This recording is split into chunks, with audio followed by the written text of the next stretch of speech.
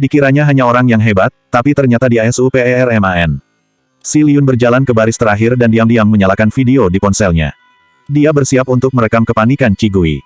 Tetapi, tepat ketika dia baru menyalakan kamera, dia melihat Qigui berjalan ke puing-puing botol serta cairan yang berserakan dengan tergesa-gesa. Qigui lalu berjongkok dan memeriksa satu persatu. Kemudian dia berdiri, mengambil tisu di atas meja, dan menyekat tangannya sambil berkata dengan acuh tidak acuh, "Ini bukan masalah besar, aku sudah menuliskan data dan langkah-langkah uji coba obat-obatan ini. Sekarang aku akan mulai membacakan datanya untuk kalian, tolong direkam." Semua orang yang ada di sana kebingungan. Si Liun yang bersiap menonton pertunjukan yang bagus, juga ikut kebingungan. Ada sebanyak 500 macam metode, bisakah dia menghafal semua itu dengan otaknya? Apa dia sedang bercanda? Meskipun anggota yang lain masih memiliki keraguan di hati mereka, mereka semua secara tidak sadar menyalakan alat perekam. Si Liun juga berpura-pura menyalakan fungsi perekam di ponselnya, tetapi sebenarnya dia mengirim pesan WeChat ke Sue Mingqing, "Guru, kalau video omelan Profesor Qi menyebar di internet, apa akibatnya?" Sue Mingqing belum menjawab pesan si Liun, sementara Qigui sudah menyalakan perekamnya, lalu mulai membaca satu persatu sesuai dengan urutan obat-obatan yang diletakkan di atas meja. Dengan narasi lambat Qigui, ekspresi semua orang secara bertahap menjadi lebih serius. Bahkan mereka yang awalnya tidak percaya, menjadi lebih memperhatikan. Gestur mereka yang memegang alat perekam juga berubah menjadi serius. Mereka semua berpartisipasi dalam percobaan itu selama 3 hari. Bahkan jika mereka tidak mengingatnya dengan jelas, mereka masih bisa mengingat banyak hal. Setiap langkah dan istilah yang dikatakan Qigui, benar-benar cocok dengan ingatan di pikiran mereka, tanpa jejak kesalahan sedikit pun. Sampai Qigui selesai berbicara, seluruh institut terdiam. Semua orang hanya menatap kosong pada Qigui, tidak ada yang berbicara.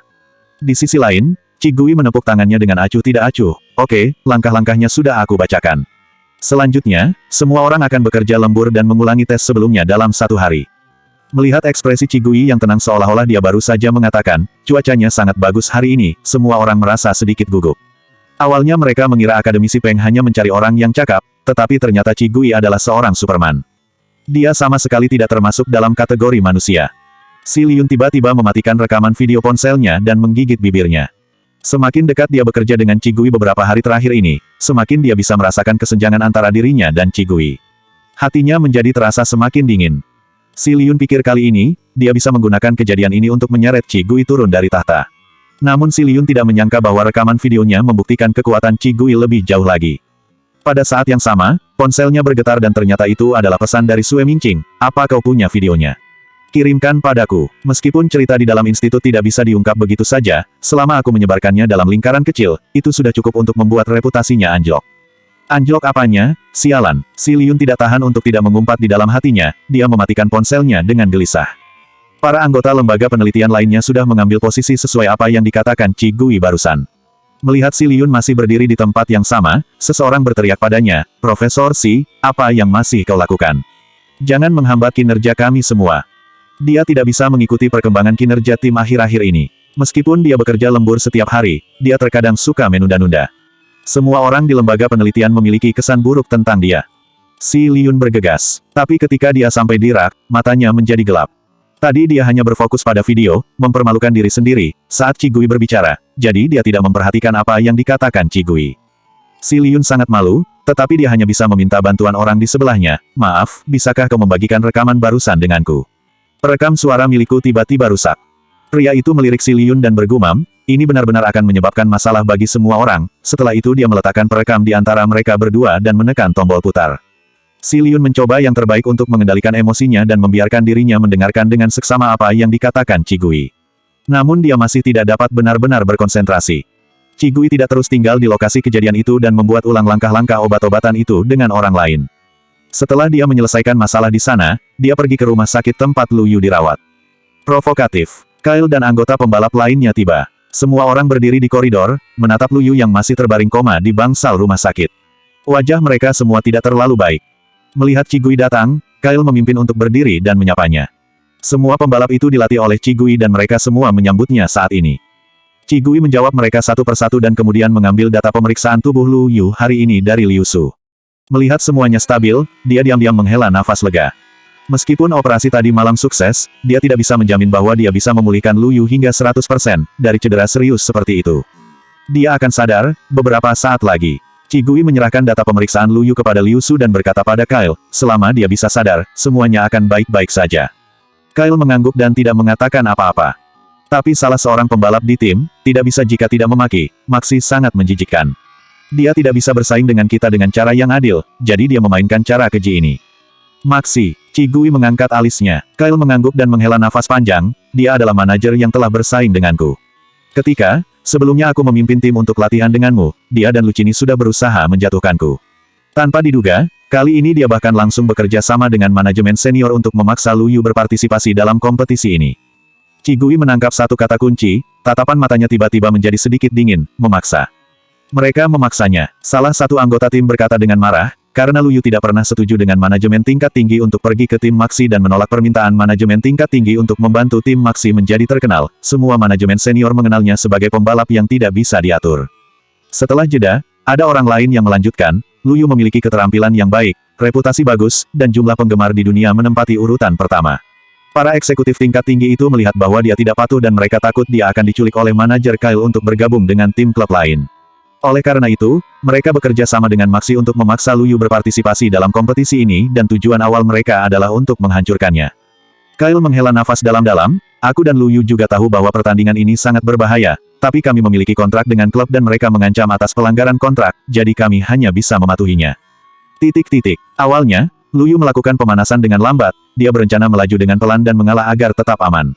Tapi aku tidak menyangka bahwa pembalap tim itu, sama sekali tidak memberinya kesempatan untuk melaju lambat dan mereka datang untuk mencoba membunuh Lu Yu sejak awal. Setelah Cigui mendengar penjelasan mereka semua, dia dengan ringan mengetuk telapak tangannya dengan jari-jarinya yang ramping, namun tidak berbicara. Pada saat yang sama, suara arogan dengan senyuman datang dari ujung koridor, "Hei, bukankah ini manajer Kyle? Aku dengar Lu Yu, pembalap top timmu, cedera karena luka serius. Sayang sekali, para eksekutif setelah mendengarkan berita itu, mereka langsung mengirim aku kemari untuk segera mengurusmu." Kalimatnya yang sangat bertolak belakang terdengar jelas. Kyle dan para pembalap di sekitarnya menjadi dingin dan berbalik untuk melihat koridor, Maxi. Cigui menoleh dan melihat sekelompok orang keluar dari lift. Pria yang ada di barisan paling depan itu memiliki postur tinggi, dia mengenakan seragam manajer klub dan senyum di wajahnya yang arogan, terlihat jelas memiliki ekspresi yang jahat.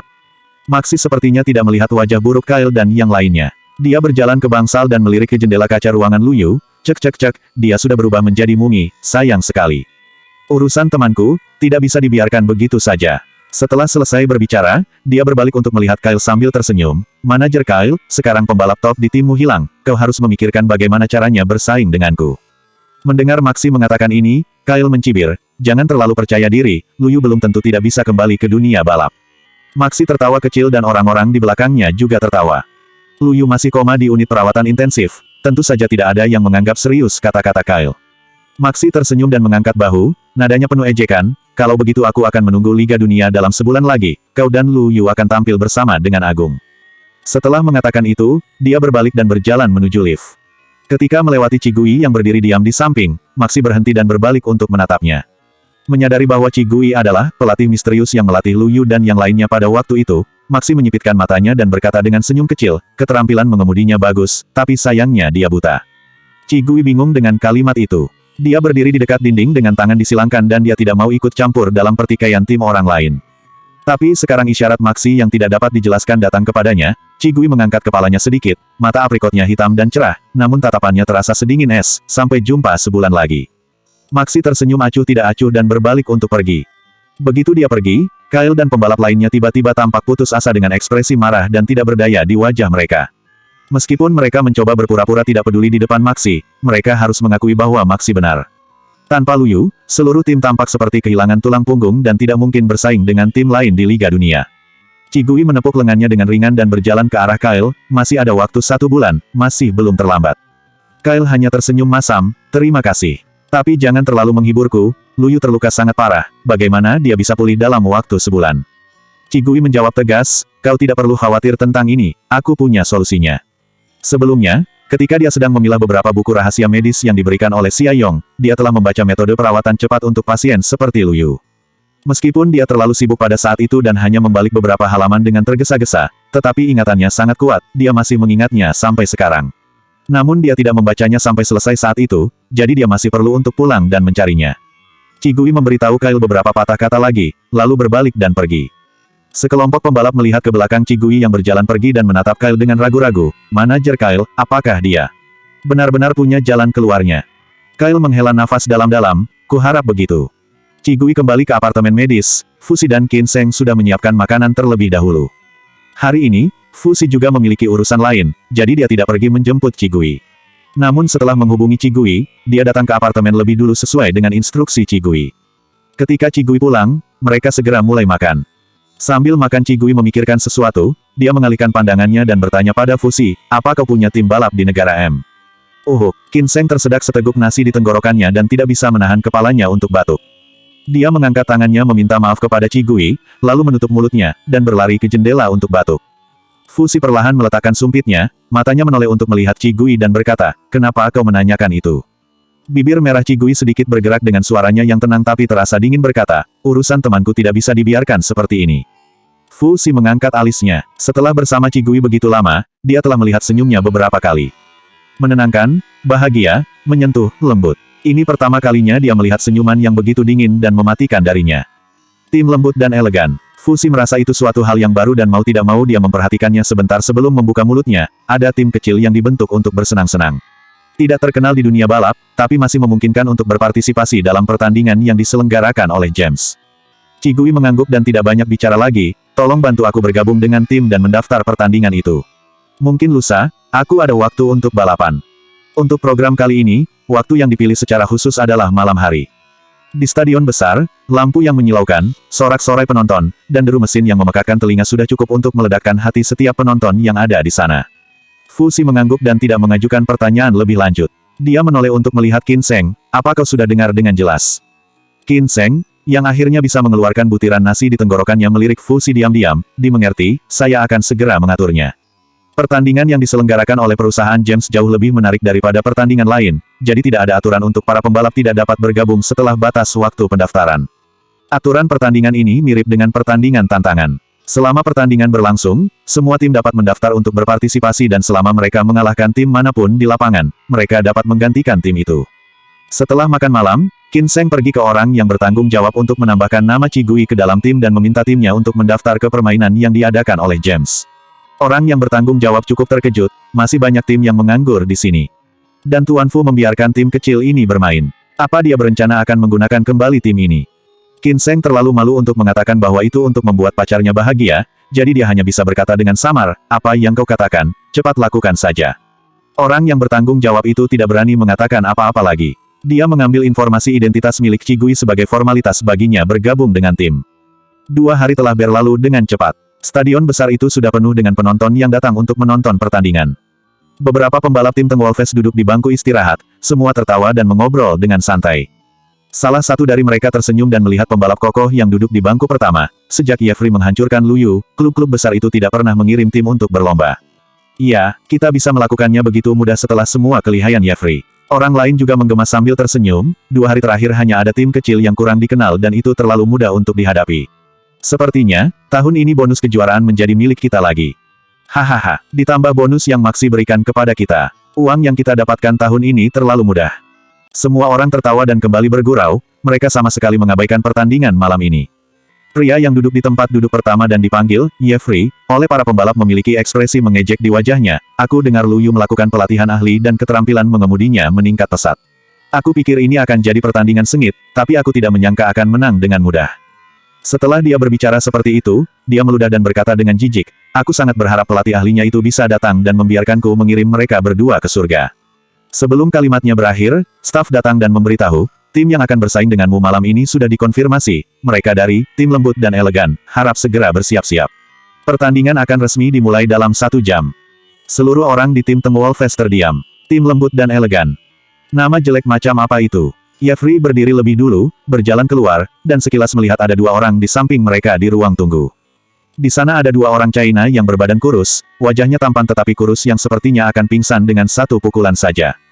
Menunjukkan 1 senyuman. Salah satu dari kedua orang itu adalah seorang gadis kecil yang berkulit putih dan terlihat rapuh. Jeffrey dan para pembalap di belakangnya semuanya tercengang, lalu ada rasa jijik di mata mereka. Hei cantik, aku dengan hormat membujukmu demi kecantikanmu itu, cepatlah kembali tidur dengan si putih kecil di sampingmu itu. Jeffrey bersiul dan berkata kasar pada Qigui, pertandingan ini bisa membunuh orang, itu tidak cocok bagimu untuk datang dan bermain-main di sini. Begitu dia selesai berbicara, para pembalap di belakangnya semua tertawa. Qigui dan Fu Xi sedang berbicara dan ketika mereka mendengar suara Yefri, mereka berdua menoleh untuk melihatnya. Yefri terkejut. Dua orang di depannya itu terlihat sangat tenang dan tidak mengatakan apa-apa. Namun diawasi oleh mata aprikot dan mata Phoenix pada saat yang bersamaan, dia merasakan ada hawa dingin di tulang punggungnya tanpa alasan. Yefri mundur selangkah tanpa sadar. Lalu, dia mendengar gadis itu bertanya dengan acuh tidak acuh, siapa yang menabrak mobil Lu Yu? Masih dengan nada yang sangat tenang, seolah-olah dia benar-benar hanya bertanya dengan santai. Yefri dan yang lainnya tercengang beberapa saat, tetapi setelah mereka sadar, mereka tiba-tiba tertawa tidak peduli. Cantik, apa hubunganmu dengan si sampah Lu Yu itu? Yefri tertawa paling keras, apa kau mau membalaskan dendamnya? Qigui mengangguk, dengan sopan, iya. Jadi aku harap yang tidak melakukannya tidak berpura-pura sudah melakukannya, aku tidak ingin menyakiti orang yang tidak bersalah. Qigui terlihat indah, dengan mata almond yang jernih dan cerahnya. Dia berbicara dengan sangat sopan dan tampak tidak agresif sama sekali. Yefri bahkan tidak peduli lagi dan masih tertawa menggoda, aku yang sudah menabraknya. Kenapa? Kau ingin menantangku? Kau ini sangat kurus dan lembut, kalau kau nanti ditabrak, si putih kecil di sampingmu pasti akan merasa tertekan. Mendengar dia mengatakan ini, Qigui mengangguk dan tidak mengatakan apa-apa lagi. Dia kembali ke tempat istirahat untuk mempersiapkan pertandingan berikutnya. Fu Xi melirik Yefri dengan ringan lalu dengan lembut mendorong kacamatanya dengan jari tengahnya yang ramping. Di balik lensa kacamatanya, mata Phoenix itu terlihat sedikit melengkung, seolah menunjukkan senyuman. Yefri terkejut. Fu Xi dan Qigui tidak peduli lagi dengan mereka. Setelah berganti pakaian balap, mereka duduk di dalam mobil dan mulai melakukan pemanasan serta membiasakan diri dengan lintasan balap.